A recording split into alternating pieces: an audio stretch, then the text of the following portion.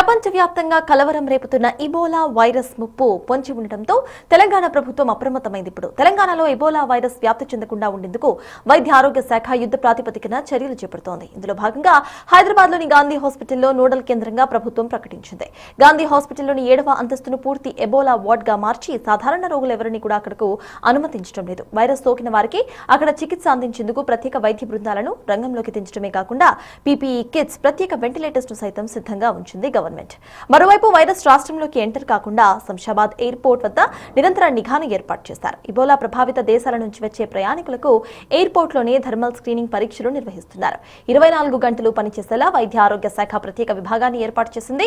Screening సమయంలో ఎవరికైనా తీవ్రమైన జ్వరం, ఒంటి నొప్పులు, వాంతులు, అంతర్గత రక్తస్రావం లాంటి ఇబోలా లక్షణాలు ఉన్నట్లు అనుమానిస్తే మాత్రం వారిని ప్రత్యేక అంబులెన్స్ ద్వారా నేరుగా గాంధీ హాస్పిటల్ ఐసోలేషన్ కి తరలించి ల్యాబ్ రిపోర్టులు వచ్చేంత వరకు పర్యవేక్షించబోతున్నారు డాక్టర్స్. అయితే ఇబోలా ముందస్తు చర్యలపై ప్రజలెవరూ కూడా ఆందోళన చెందాల్సిన అవసరం లేదని డాక్టర్స్ చెబుతున్నారు. ఇది కేవలం ముందస్తు అప్రమత్త చర్యలు మాత్రమేనని స్పష్టం చేశారు. గతంలో కోవిడ్ సమయంలో ఏర్పాటు చేసుకున్న అత్యాధునిక ఎక్విప్మెంట్లు అందుబాటులో ఉన్నాయని, ఎలాంటి వైరస్లు వచ్చినా సరే సమర్థవంతంగా ఎదుర్కొనే సామర్థ్యం కూడా తెలంగాణ హాస్పిటల్స్ కు ఉందని అధికారులు భరోసా ఇస్తున్నారు. ఇదే అంశంపై పూర్తి డీటెయిల్స్ మా ప్రతినిధి రాణా అందిస్తారు. రాణా, చెప్పండి, పూర్తిగా గాంధీ హాస్పిటల్ ఇక్కడ సెంటర్ గా మారినట్టుగా తెలుస్తోంది. ప్రెసెంట్ అప్డేట్స్ ఏంటి అండ్ హాస్పిటల్లో ఎలాంటి ఫెసిలిటీస్ అవైలబుల్ గా ఉన్నాయి? రాణా,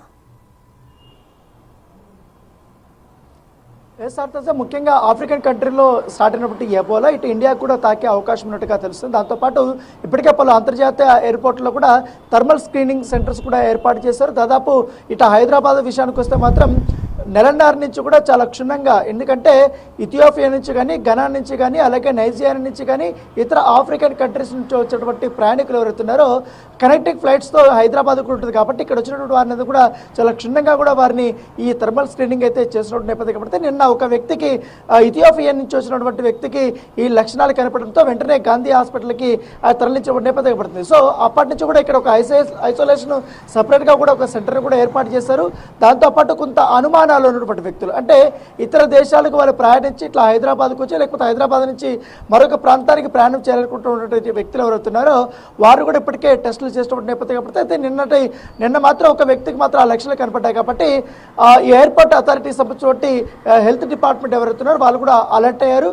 సో ఎందుకంటే ఆ వ్యక్తికి ఆల్రెడీ ఇథియోపియాలో కూడా గతంలో ఎబోలా ఉన్నట్టుగా హిస్టరీ తెలిపింది కాబట్టి సో అతను ఎక్కడి నుంచి ప్రయాణం చేశాడో, ఎక్కడి నుంచి ఇంకా అతని పక్కన ఉన్నటువంటి వాళ్ళు ఎవరు, సో దాంతోపాటు ఎక్కడికి వెళ్తున్నాడు తరపు కూడా పూర్తిగా వివరాలను సేకరించారు.